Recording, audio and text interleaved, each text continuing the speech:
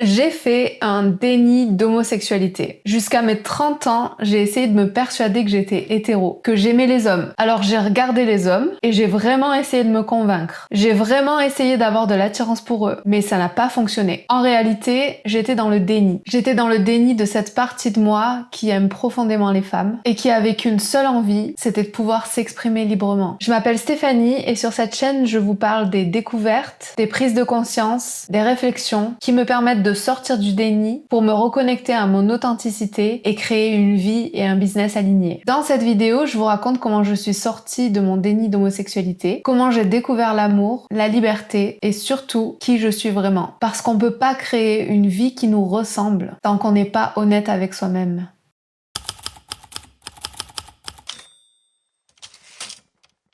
Pendant longtemps, j'ai cru que j'étais hétéro. Enfin, j'ai essayé d'y croire. J'ai essayé de me convaincre. J'ai regardé les hommes. J'ai vraiment essayé d'avoir de l'attirance pour eux. Mais il se passait rien. À l'intérieur, c'était vide. J'ai pas la haine des hommes, je tiens à préciser. Je les aime beaucoup. Je les respecte. Je peux les trouver beaux, charmants même. Mais il se passe vraiment rien niveau attirance. Il y a aucune étincelle, aucune envie, nada.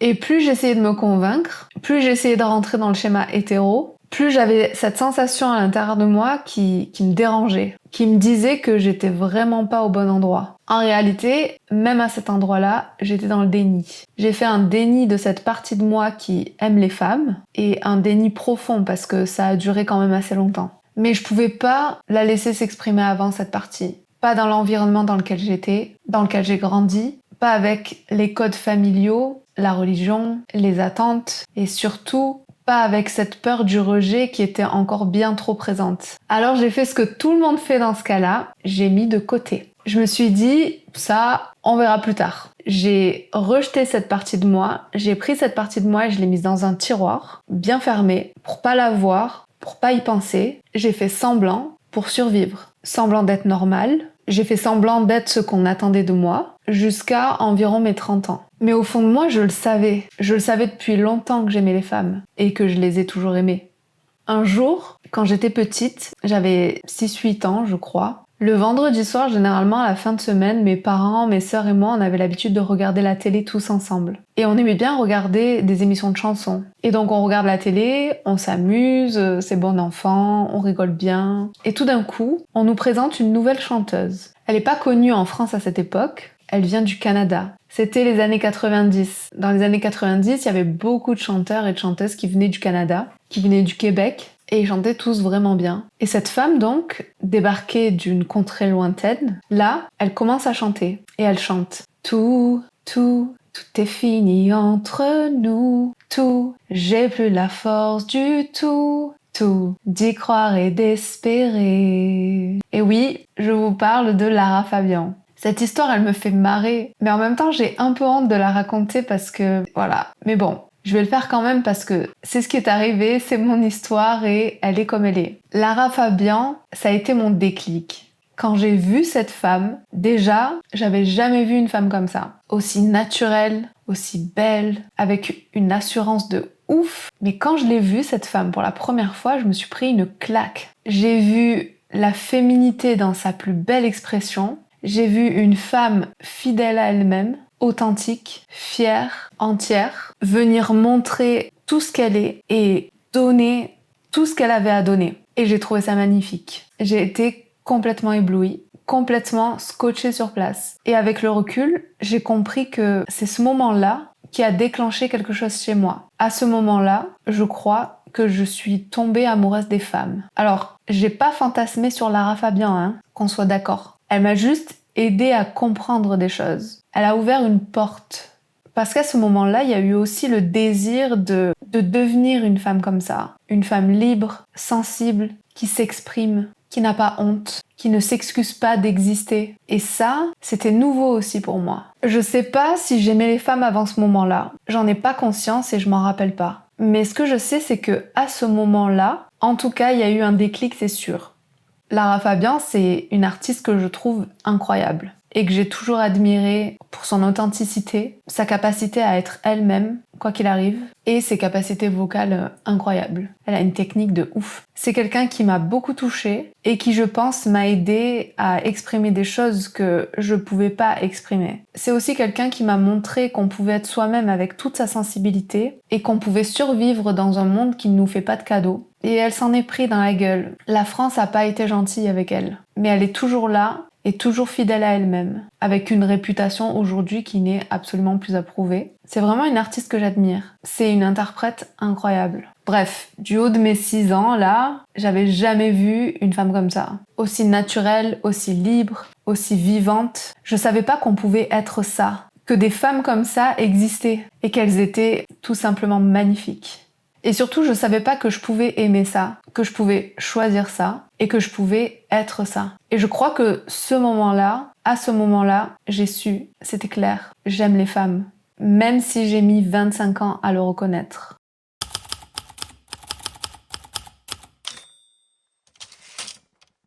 Pendant longtemps, j'ai voulu être seule. Et je suis restée seule. J'étais complètement fermée à tout type de relation. Je voulais pas vivre avec quelqu'un. Parce que pour moi, vivre avec quelqu'un, ça voulait dire perdre sa liberté. Faire des choses que t'as pas envie de faire. Faire des concessions que t'as pas envie de faire. Faire des compromis que t'as pas envie de faire non plus. Négocier tout le temps. Ça, c'était la vision de l'amour que j'avais. L'amour, c'est chiant. L'amour, ça enchaîne. Mais ça, c'est pas de l'amour. Aujourd'hui, je le vois très clairement. Je comprends que les gens qui sont dans des relations comme ça, où ça négocie, où ça doit demander la permission pour sortir, ou pour aller quelque part, où ça doit se sacrifier en permanence, ça, c'est pas une relation saine. Il n'y a pas d'amour dans ce genre de relation, en fait. Et moi, c'est ce qui me manquait pour comprendre et pour accepter d'être dans une relation. C'était l'amour. Je savais pas ce que c'était. Et il me manquait de connaître l'amour. J'ai découvert l'amour il y a un peu plus de 3 ans, en tombant amoureuse de ma compagne. Et là, tout a changé. Et quand je parle d'amour, je parle pas d'attachement, je parle pas de tendresse ou d'affection, ou d'habitude d'être avec l'autre. Je parle de vérité, d'authenticité. C'est la personne à qui tu montres vraiment qui tu es, à qui tu montres tes bons côtés, tes moins bons côtés, tes côtés les plus abîmés. Et tout ça, c'est accueilli avec énormément d'amour. Tout ça, c'est aimé par l'autre. Quand je parle d'amour, je parle d'avoir trouvé une personne qui te respecte dans ta différence, qui est prête à écouter, à comprendre, à faire le chemin avec toi, qui se remet en question et qui avance. Pas pour me sauver, mais pour grandir avec moi. C'est ma meilleure amie, c'est ma compagne de route. Il n'y a pas besoin de forcer quoi que ce soit. Il n'y a pas à jouer un rôle ou être dans la séduction. Aujourd'hui, je vis une relation où je me sens complètement soutenue. Quoi que je fasse, quoi que je traverse, je suis avec une personne qui est là pour moi, qui m'accompagne dans ma quête et qui m'aide à révéler qui je suis vraiment. Et je fais pareil pour elle. Et ça, c'est ça l'amour pour moi. 2 êtres entiers qui avancent ensemble, mais chacun dans sa voie, mais côte à côte, avec du respect, avec de la conscience, du soutien et surtout de l'authenticité. Et ce que je comprends de plus en plus, c'est que l'amour, c'est prendre l'autre avec soi, c'est accueillir l'autre à l'intérieur de soi. Et tout ça, j'étais tellement pas prête avant. J'étais tellement loin, mais loin de cette vision de l'amour. Parce que pour aimer, il faut accepter d'être vu, il faut accepter d'être connu. Et moi, pendant longtemps, j'ai pas voulu qu'on me connaisse. Je refusais que quelqu'un me connaisse aussi intimement. Parce que trop souvent, mon intimité n'avait pas été respectée. Quand on est dans une famille où t'as des parents qui pensent que parce qu'ils t'ont fait, tu leur appartiens. Parce qu'ils pensent que comme ils t'ont fait, ils ont un droit de décision sur ce que tu dois faire ou pas, ce que tu dois être. Il y a déjà pas de limite. Et moi, je me suis battue pour essayer de mettre en place et définir ces limites. Et pour qu'elles soient respectées. Celles dont j'avais conscience en tout cas, parce que il y avait déjà un tas de limites dont j'avais pas conscience, que j'avais déjà abandonnées et qui n'étaient pas respectées. Et c'est normal après, je trouve, de pas vouloir être en interaction avec les gens, de te méfier de la relation.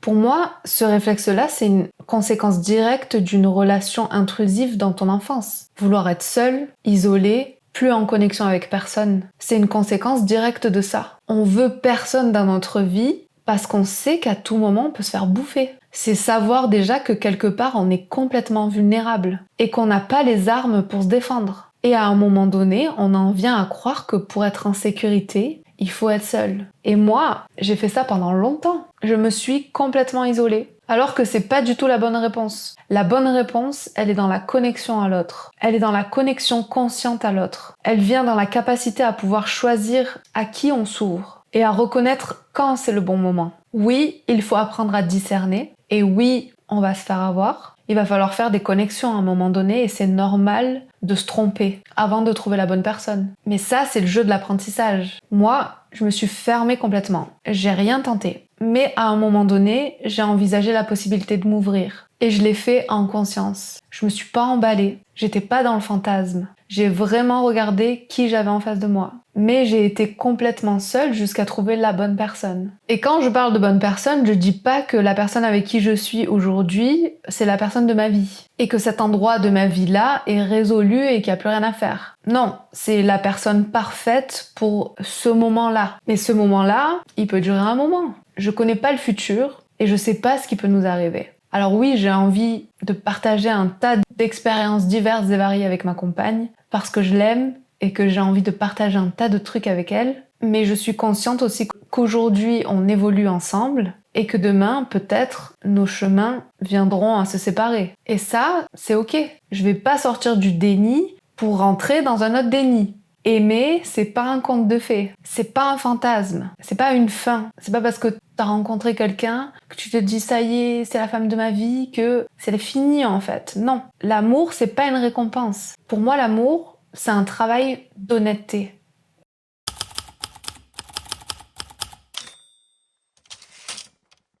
J'ai mis du temps à accepter que j'étais homosexuelle. J'ai commencé par me dire que j'étais peut-être bisexuelle. Parce que c'était plus facile à dire. La transition vers la case homosexualité était un peu trop raide. Et j'ai entretenu cette pensée pendant un temps. J'ai flotté dans cet entre-deux pendant un petit moment. Tout en acceptant de plus en plus mon attirance pour les femmes. Et plus j'acceptais mon attirance pour les femmes, plus ça devenait évident. J'aime les femmes. Mais en parallèle, je me sentais de plus en plus paumée. Parce que tout d'un coup, je me questionnais sur des choses dont j'avais pas l'habitude de me questionner, sur lesquelles j'avais pas de repères. Je me disais des trucs comme, alors si je suis une femme et que je suis avec une femme, qui fait l'homme ? Je savais pas du tout ce que ça voulait dire être en couple avec une femme, en étant moi-même une femme. Comme s'il y avait forcément des rôles à tenir, des repères à suivre. Et je me reconnaissais dans aucun de ces modèles, ni hétérosexuel, ni homosexuel. J'ai même cru à un moment donné que je devais être plus masculine, que c'était à moi d'être l'homme dans le couple, parce que je me sentais pas vraiment féminine. Et puis avec le temps, avec l'expérience, j'ai compris. On n'a pas besoin de jouer un rôle. On peut être deux femmes féminines, ou pas. On peut être comme on est. Et personne n'a à faire semblant d'être quelqu'un d'autre. Et que ça fonctionne quand même. Mais c'est dur de pas avoir de repères. Et de pas savoir quoi faire. Et je comprends la confusion que ça entraîne chez certaines personnes qui se posent des questions sur ce genre de choses. Ce que ça m'a fait réaliser aussi récemment, c'est que j'ai fait un déni de ma féminité. À un moment donné de ma vie, j'ai rejeté mon côté féminin. C'est une partie de moi que j'ai mise de côté. Et je sais pas encore exactement pourquoi. C'est un truc que je suis en train de creuser en ce moment. Mais je sens que cette partie de moi, cette femme qui est sensuelle, qui est sexuelle,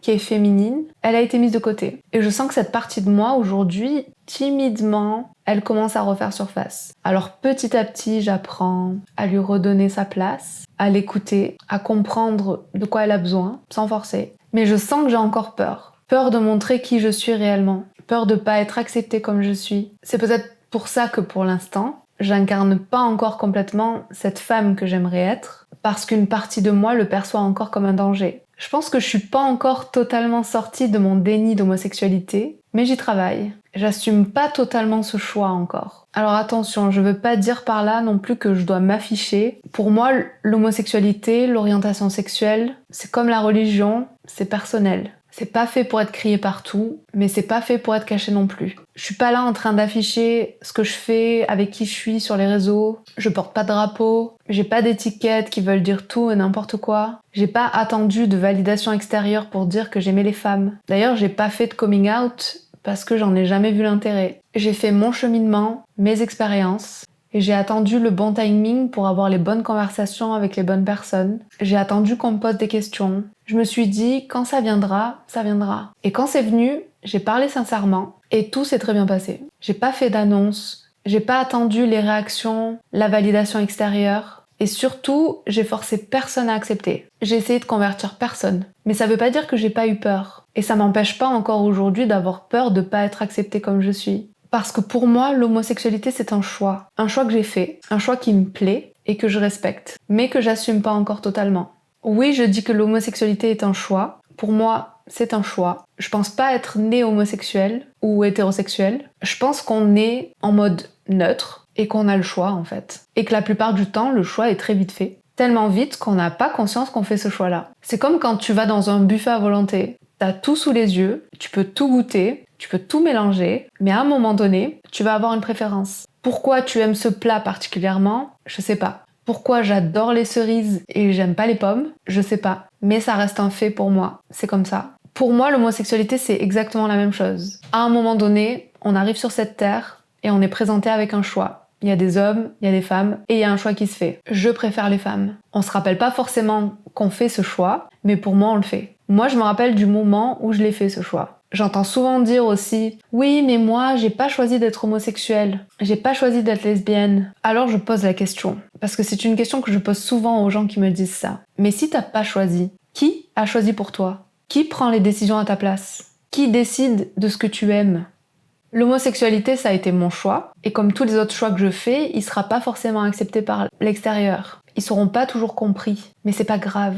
Les autres ont le droit de pas être d'accord. Les autres ont le droit de pas aimer. Et pour moi, il est là le challenge, justement. Arriver à avoir une conversation et à maintenir le dialogue avec une personne avec qui on n'est pas d'accord. C'est arriver à rester en connexion avec le reste du monde. Pour moi, la souveraineté, c'est ça. C'est reprendre la responsabilité de ses choix. Pas pour les imposer, mais pour les incarner. On est tous ici sur cette terre, on vit tous ensemble. On est dans un immense restaurant avec un buffet à volonté. Si je mange pas de viande, ce qui est mon cas, est-ce que ça me donne le droit d'aller retirer la viande du buffet? Non, ça me donne le droit d'avoir le choix. Ça me donne le droit de choisir de pas en manger. Et pourquoi pas de prendre la parole et d'expliquer pourquoi ce choix, à l'occasion. Peut-être que quelqu'un, à un moment donné, va me dire « Tu manges pas de viande ?» Mais ça me donne pas le droit d'aller retirer le plat des autres, ou d'aller retirer la viande du buffet, ou d'essayer de convaincre qui que ce soit de manger comme moi. Parce que si je veux qu'on respecte mon choix, il faut que je respecte le choix des autres. Sortir du déni, c'est pas juste reconnaître ce qu'on aime, c'est oser le vivre, l'incarner, et en faire quelque chose de beau, de vrai. C'est pas aller contre, c'est pas se battre contre. Au contraire, c'est choisir l'amour, la liberté, la vérité, même si ça fait peur, même si c'est pas parfait, même si c'est encore un peu fragile.